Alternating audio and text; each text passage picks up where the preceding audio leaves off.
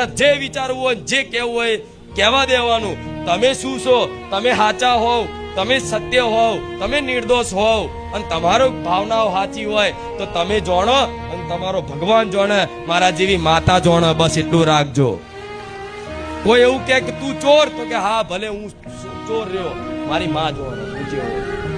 કોઈ એવું કે તું આવો છું, હા ભલે તારે જે કહેવું હોય મારી માં જાણે શું જેવો. તારા કહેવાથી હું ફરક નહીં પડવાનો.